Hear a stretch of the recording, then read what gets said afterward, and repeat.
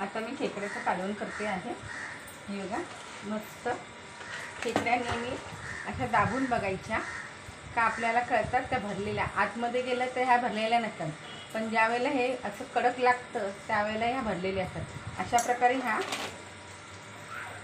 खेकड्या बघून घ्यायच्या असतात। कढईत आता तेल घातले, मी 2 चमचे तेल घातले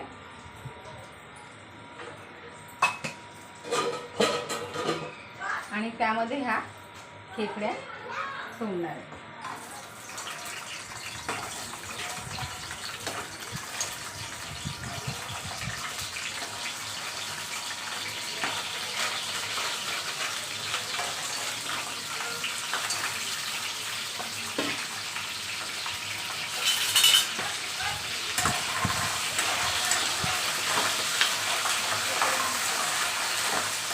अशा परतून घेतल्याने अशा लाल होतात, अशा लाल होतात। आणि आता आपल्याला जर खेकड्यांचं तूप घ्यायचं असेल तर या अशा प्रकारे आपण त्यांना झाकून ठेवायचं ह्याचं पाणी सुटेपर्यंत।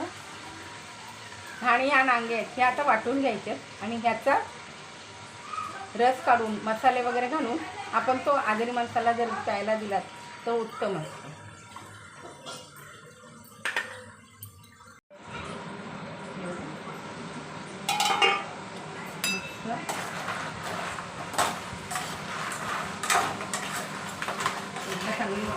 घालून घ्यायचं आणि आलं लसणाची पेस्ट, आलं लसणी आणि हिरवी मिरचीची थोडीशी पेस्ट घालते।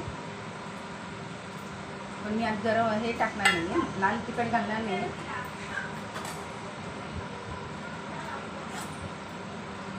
थोडंसं हिंग आणि हळद,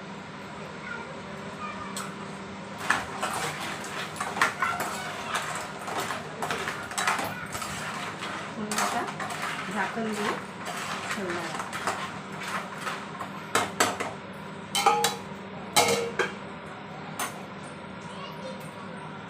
आणि मी आता ह्या नांग्या कापून वाटून घेतल्या आहेत मिक्सरला। आता ह्या गाळून ह्याचा रस काढणार आहे आणि तो खेकड्याच्या कालवणात टाकणार आहे। पावसाळ्याचं ह्याचा रस्सा घेतला चांगला असतो, तोंडाला चव येते, ताप वगैरे येत असेल तरी फरक पडतो। हाडांचा मार वगैरे लागलेला असेल, हाडांना मारबीर लागलेला असेल तरीसुद्धा ह्या खेकड्यांचा कालवा शुगरवाल्यांना चांगला असतो, शुगरवाल्यांना पण दिला तरी चांगलं असतं। शुगर खूप कमी होते आणि खेकड्याच्या रस्त्याने खेकडे खाल्ल्याने शुगर कमी होते। हा बघा, मस्त चांगला उकळवला आहे, मीठ घातलं आहे। आता ह्याचं सूप आजरी माणसाला, हाडांना मार लागलेले असेल त्यांना आणि शुगरवाल्यांना दिल्याने चांगला उपयोग पडतो, त्याचा फायदा चांगला होतो। हे बघा, चिकनचं सूप तयार झालेलं आहे। सेम लागतं, कोंबडीच्या सूपासारखं लागतं, पण हे सूप अतिउत्तम असतं आरोग्यासाठी। चला तर मग आता या प्यायला। या खेकड्याच्या कालवणात मी आधी मसाला वगैरे घालून हे करून घेतलं आहे आणि आता हे कांदा खोबरा आणि आलं लसूण आणि पुदिना ह्याची मी पेस्ट करून घेतलेली आहे, वाटप करून घेतलं। आता ते वाटप घालते, आपल्याला जसं हवं तसं आपण करू शकतो त्याला मस्तपैकी। आणि ही टॅमॅटोची प्युरी पूर्ण